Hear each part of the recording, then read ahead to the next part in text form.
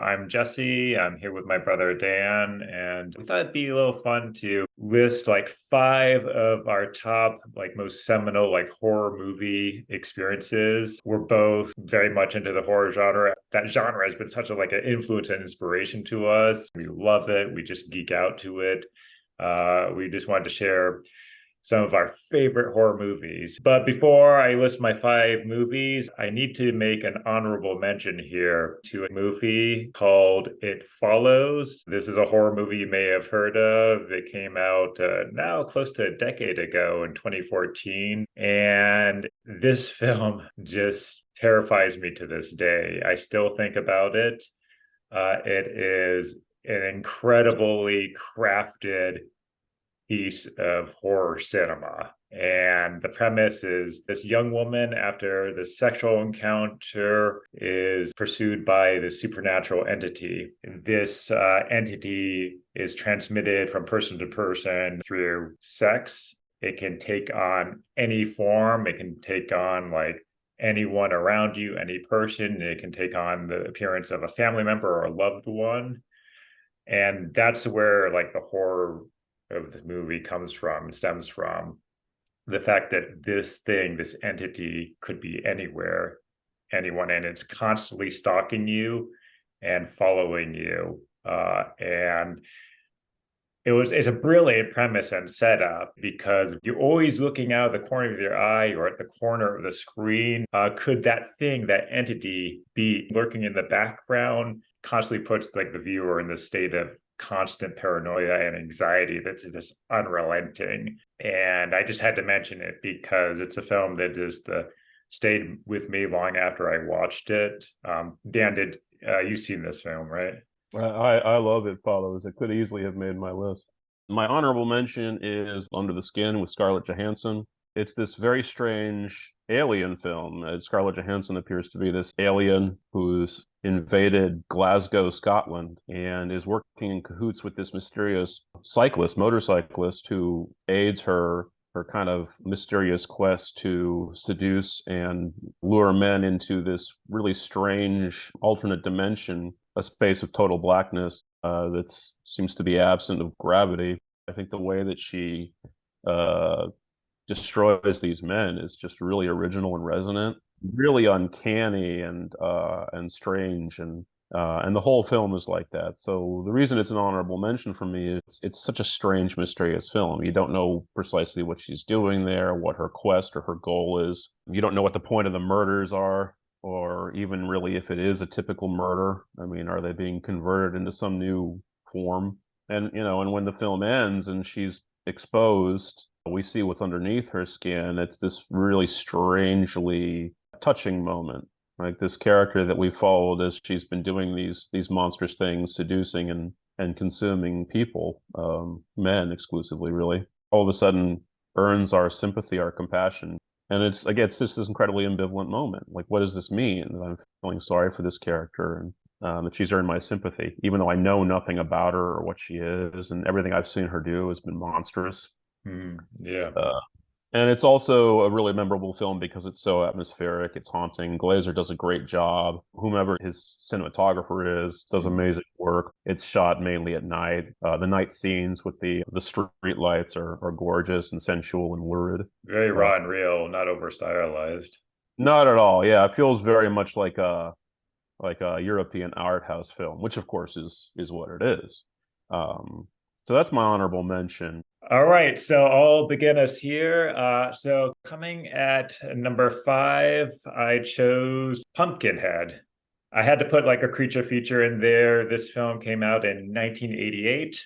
It's also notable for being special effects wizard Stan Winston's directorial debut. It also has Aliens alumni Lance Henriksen, who plays the lead role. He plays his father, Ed Harley, and his young boy is very tragically killed in a bike accident. Lance's character, Ed, goes to this witch in the forest. He asks her to bring his kid back. She doesn't have the ability to do that, so he asks for for vengeance instead. So she conjures this vengeance demon known in the local folklore as Pumpkinhead, comes to life and starts taking vengeance on these out-of-towners, these bikers. This rural American setting just captivated me. And Lance Henriksen also very moved by his performance when he's holding his dead son without even saying anything, just the look and expressions he was giving, just very powerful. And I think it's one of my favorite Lance Henriksen performances. Also, the creature itself is incredible design. The camera doesn't pause for too long on it, just gives you enough to kind of see it and get a sense of what it is.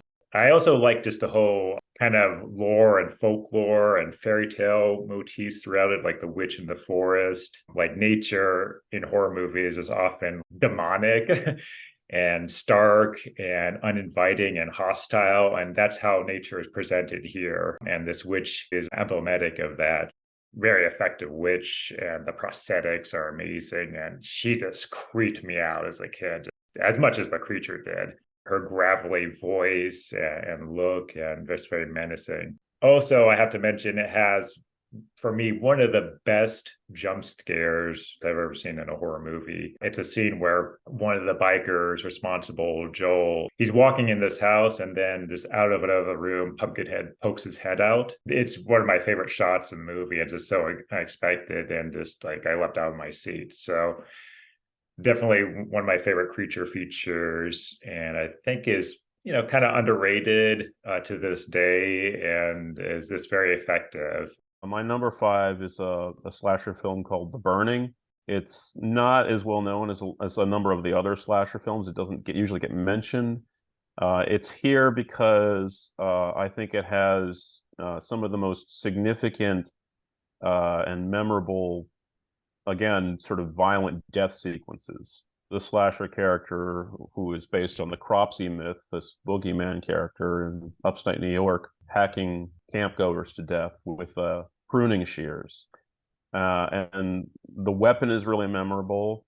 And the way the scenes are shot is really memorable as well. And so a lot of the films on my list are there because they presented cinematic violence in this really memorable and resonant way, and this film is there for that reason.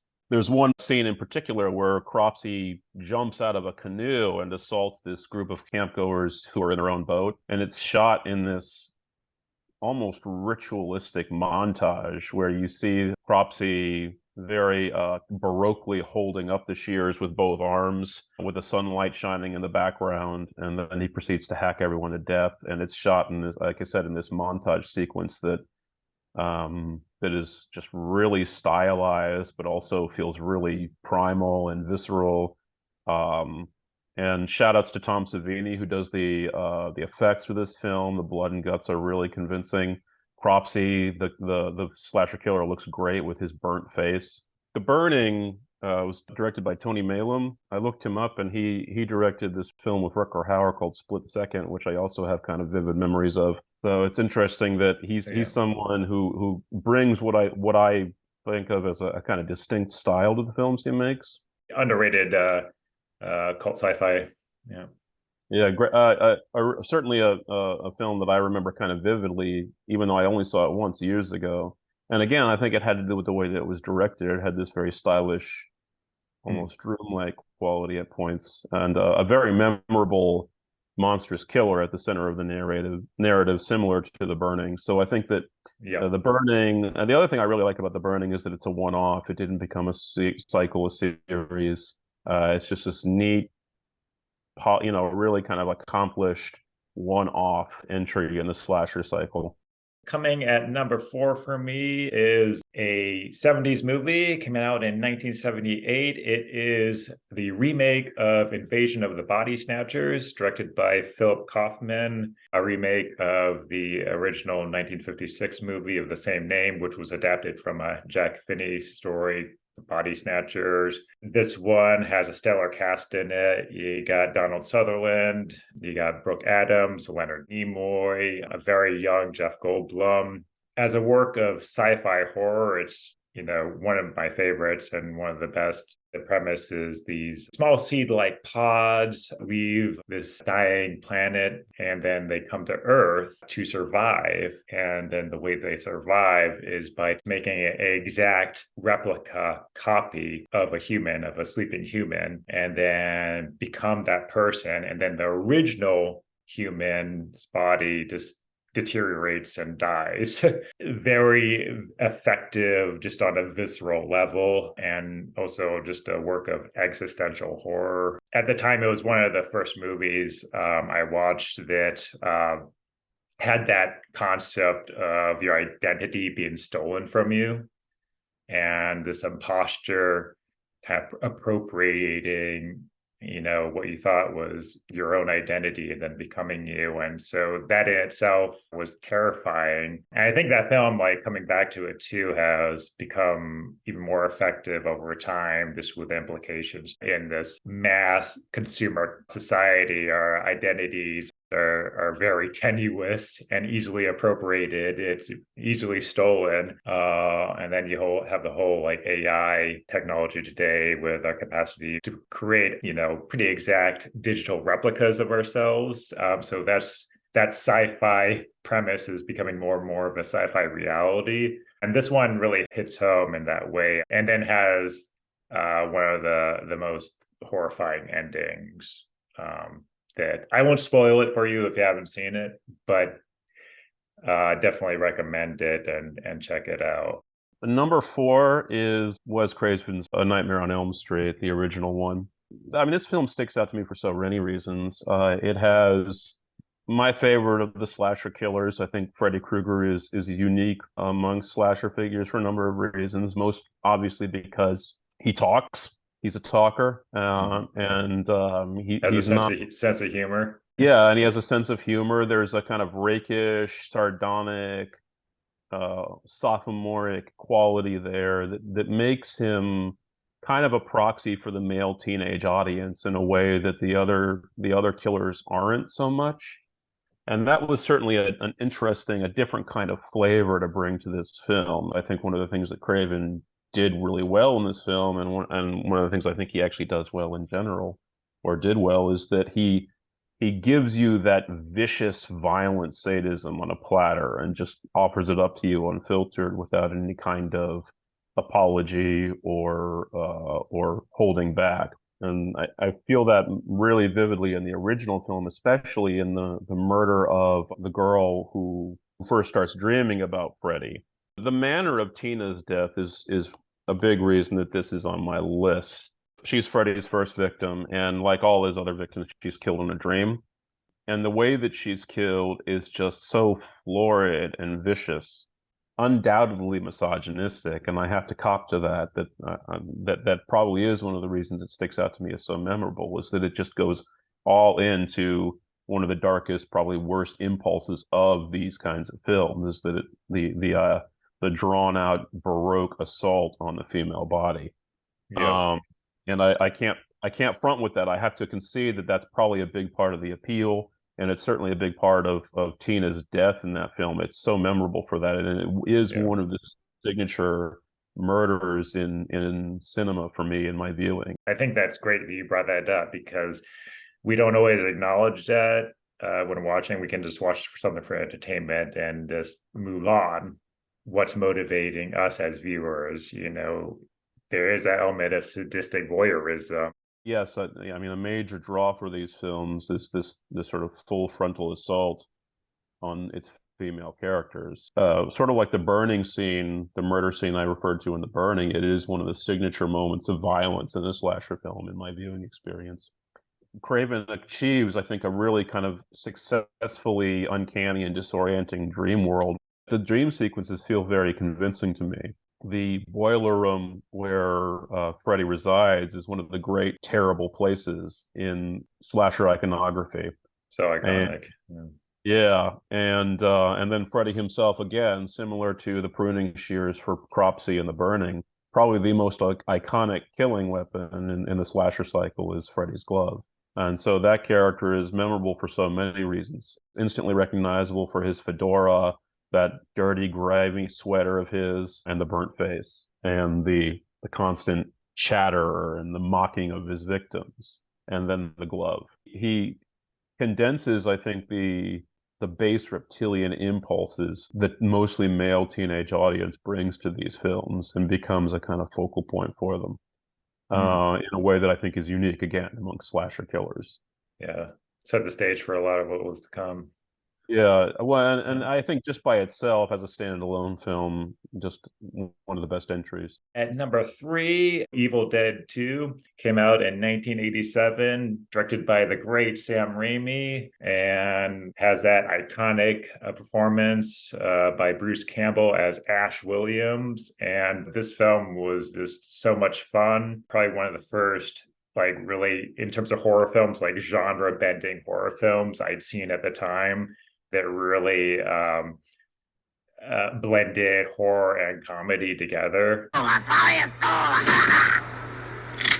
Swallow this. The central character, Ash Williams, he was such a goofy, funny character, and his character was just made to be so incompetent and stupid. Throughout it, you constantly have like Ash like fighting himself, like fighting his doubles, fighting his mirror images, like his hand takes on a life of its own, gets demonically possessed, constantly at odds with himself. At a certain point, is the problem the demons or is the problem you, Ash? You know, if anyone is a fan of H.P. Lovecraft's stories and Necronomicon lore, it's this really nicely woven into the movie as a frame and conceptualization of what the Necronomicon or the Book of the Dead would look like. It's one of the best, like, just Necronomicon like visualizations and concepts I've seen in a horror movie. Yeah, so iconic, such an iconic movie. Number three is David Lynch's Eraserhead. There's some question about whether or not what Lynch does in films like Eraserhead actually counts as horror. But rather than have that debate, I just want to say that the horror I felt watching the film uh, it remains a unique cinematic moment for me. The nature of what's terrifying in Lynch's reality or in Lynch's cinematic universe um, is unique to him as an artist, and the world and the symbolism that he creates is really one of a kind. I can't get it anywhere else. It has to be a Lynch film, and so this idea of Lynch as an auteur who really achieves something artistically unique and personal and special is one of the reasons the film's number three on my list. But Eraserhead in particular is just pure nightmare fuel. This washed out black and white noir of a kind of rundown industrial setting. The title character is passive and completely inadequate. He cannot measure up to the strange, befuddling situation he's been placed in. All of a sudden, he's a father, and then the mother of this child just disappears. In a film that is peppered with nightmare moments, one of the most memorable for me is when he visits his girlfriend's parents. I haven't seen this for a while, movie for a while, so I forget a lot of it. But yeah. Yeah, yeah, he visits his in-laws, and it's sort of like the ultimate. It's like the worst possible nightmare version of that uncomfortable meeting, right? When you're meeting your girlfriend's parents. Mm. Um, at one point, the mother starts crawling all over him and trying to grope and sniff him, Ooh. and it's just like, what is happening? What have I fallen into? What have I gotten myself into putting this movie on? And the whole film is like that. It's just this train of dread and dismay and horror and confusion and mystery. And it's a beautiful film too, because of the black and white, because of the stripped down quality of the film, because it was made for so little money and was constantly running out of funding. Like most of Lynch's films, it has a really striking, propulsive soundtrack that invokes the kind of unconscious symbol driven realm of desire and fear that underpins Lynch at his most horror themed. It's a truly unpleasant film. Uh, the payoff is that it is this unique central artistic object, uh, but it is dismaying and horrific without reserve. It doesn't sublimate the horrors and the dread into something that's more digestible. All right, so coming at number two, Bram Stoker's Dracula. 90s movie came out in 1992. I actually had like a personal story behind watching this movie. And when it came out in the theaters, Dan, you and I remember very vividly, we saw the poster at the movie theater. We were just mesmerized and drawn in, like, we got to be there. We got to watch this movie because we were about like between 10 and 12 at the time. We asked our dad if we could see it, and he said, okay, I'll go see it first. If I think it's appropriate for kids, you can go see it. He went to see it. We asked him, oh, how was it? And he said, it was great. Can we see it? And he said, no, no. It was so disappointing, and but also so cool. Our dad wasn't a horror fan, but he loved this movie. So that was telling us that, oh, wow, this is really something. It was more epic than I ever expected it to be. Gary Oldman as Dracula, Count Dracula, is my favorite iteration of the character on screen. The look of the film, the scale of it, but also like the design, the production design. Francis Ford Coppola, the director, he referenced a lot of the like 19th century painters and artists in conceptualizing the movie. And it's just beautifully evocative and gorgeous, sumptuous, very sensual synesthetic experience watching it. I also like how it incorporates like old techniques, camera techniques to kind of mimic classic like expressionist cinema or silent era cinema. Dracula is a shapeshifter. He takes on different forms. He has a bat form, a wolf form. The effects here and prosthetics are absolutely stunning. Just had an impact on my imagination. The opening scene, for me, it's pure like heavy metal and goth. It's like iconography and imagery you get in a lot of like goth metal, heavy metal music. That's how I watch it. Like this is like so heavy metal, and I love it. Number two is Stanley Kubrick's The Shining. It's a film I saw when I was quite young. Jesse and I, for a while, were just watching it on repeat. Oh yeah. Uh, Well, we we were. rented it and we watched it I think four times in one evening. Yeah, we were sick home from school or something like that, and we just watched it again and Yeah. again and again, and Yeah. we just did not get tired of it. It was a film that was just so strikingly visual, that was doing something completely striking and memorable on the level of form. And the top two films on my list have that in common. They were seminal moments in my viewership where I was still relatively young, where I became aware that the achievement of something like horror on film doesn't just happen because of the script or the acting or the characters, and it doesn't just happen as a result of what's appearing in front of the camera. It has to do with form and how these things are represented and conveyed to an audience. And Kubrick just does and his cinematographers do such a smashing job of creating the Overlook Hotel as this space of just ghoulish horror and dread, where these cavernous long hallways, and around every corner could be one of those terrifying ghosts like the twin daughters. And similar to a lot of great horror films, just an incredibly memorable and effective soundtrack. The use of classical music, but also the use of ambient noise. And then, of course, nobody can descend into madness quite like Jack Nicholson. Yeah. It has that working for it as well. Shout out to Shelley Duvall as well. Looking back and reviewing this film, I think that her role in the film is probably undervalued. I think it's absolutely crucial that she is playing Wendy, even though it's, of course, very little. She's nothing like the character in Stephen King's novel. But the fact that she is so effective at conveying just almost paralytic fear and distress. She's a wonderful conduit for the fear of the film, and you really kind of like feel that, I think, as strongly as you do, or at least I do, because of how truly terrified she seems. I mean, at certain points, it really doesn't feel like Duvall is acting. Yeah. She Yeah. is truly in a state of fear. That might be quite easy if you're acting with Jack Nicholson. I don't know, but but having said that, I think it's a wonderful portrayal, even though the character is controversial. Um, yeah, so that it's still a film I can put on and watch and be struck by, and a testament to just how important cinematography and mise-en-scène and editing and on all those elements come together to create something unique in the film. The acting is great, the script is fine, but Yeah. it is what it is because of Kubrick's craftsmanship and the craftsmanship of the other people behind the scenes. Now we come to my top horror experience, and it's George A. Romero's Dawn of the Dead from 1978.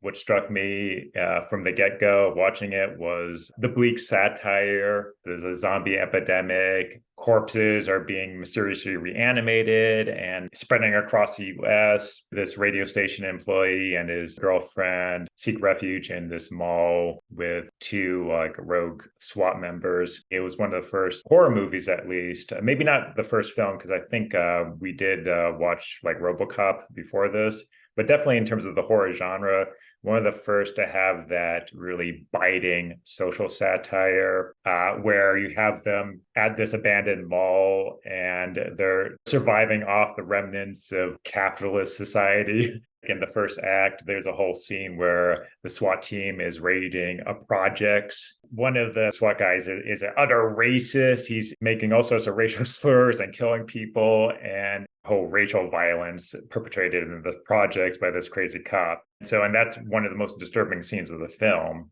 One of the most epic zombie apocalypse movies still to this day. And I don't think any zombie film is quite matched up to that one for me. So those are my top five. Number one is Texas Chainsaw Massacre. It remains my all-time favorite film, period. By extension, my favorite horror film. My top five list is not necessarily a favorite list. It's really just like Jesse said, seminal moments. But this one is my favorite. And it is the most powerful impression I remember having of how a film could achieve horror on the level of form. Doing things with editing and with camera movement and montage and effects like that to generate fear, generate anxiety, generate suspense. For that reason, it's just pure nightmare fuel. It has my all-time favorite soundtrack. I mean, Tobe Hooper is doing things like grinding metal tools against each other to create these effects. So it's caustic and deeply unpleasant at points. But the soundtrack has this throbbing quality. Similar to what I said about Wes Craven's Nightmare on Elm Street, I think that the film touches this primal vein, some kind of deep, dark place in the human psyche. It feels like I'm in this nightmare liminal zone that the characters have been dropped into this upside down version of the Texas American landscape where all bets are off. There is no safe place, and the traumas of history and failed economic prosperity and class, and by extension race, roil up and boil over into these hillbilly cannibals. The fact that we understand nothing about their motivations, that it seems to be driven by some arcane necessity, but we don't understand the nature of that necessity. The recurring motifs of the moon and astrology and the references to real life murderers, it's all just incredibly impactful and primal. And every time I watch it, I feel like I've been thrust into this zone of exception of heightened sensory impulses where I'm seeing a part of reality about some essential fabric of being that would otherwise have remained hidden. And I feel Yeah. strange, static, and elated and edified for that, as terrifying and discomforting as the film is. So the Yeah. film, I think, is an example of how cinema can actually achieve a strange, perverse sort of ecstasy. Because when I watch the film now, actually the dominant feeling I have watching it is not fear or dread or horror. It's ecstasy. It's Wow. just Really? a pure sensual cinematic achievement. And it runs the gamut as well. I mean, at points, this film is terrifying and dreadful, but then there are also moments where it's just hilarious. It's actually also at moments one of the funniest films I've ever seen. The cannibals are wonderfully silly and inept, and they're bickering amongst each other. And, Mhm. the old man, keeps acting as if he has no choice. He somehow has to do this. And he's like, oh, I'm not a nice guy. I'm not a mean guy. I just can't take no pleasure in killing. And yet here he is clearly taking quite a bit of pleasure at points, but Uh, also why is this something you have to do? There's no necessity here that I can see, and yet clearly these characters have convinced themselves that that's the case. it's not ecstatic for me in the way it is for you. It is very unpleasant to watch. Yeah. Well, and I think this film follows in the wake of Romero's Night of the Living Dead. That's the film for me that takes that's the transition point in American horror cinema, where prior, when you saw horror films, they tended to be gothic period pieces populated by vampires and werewolves. You see a serious turn. I think the fundamental turning point, there's two. There's Hitchcock Psycho, which still has gothic elements, legible gothic elements, but then Romero's Night of the Living Dead is the final kind of turning point. It ousts American horror out of the gothic and puts it firmly into a contemporary setting, and that's Yeah. where American horror stayed afterwards. Why we did this video, we wanted to just kind of have a retread of experiences, horror experiences that really impacted us. Not the kind of films everyone would choose, like Pumpkinhead. Great picks, brother. Those easily could have been picks for me as well. They're definitely significant moments in my viewing history. If you liked the video, please subscribe and like it. And we're going to do another one very soon. And we'll look forward to seeing you next time here.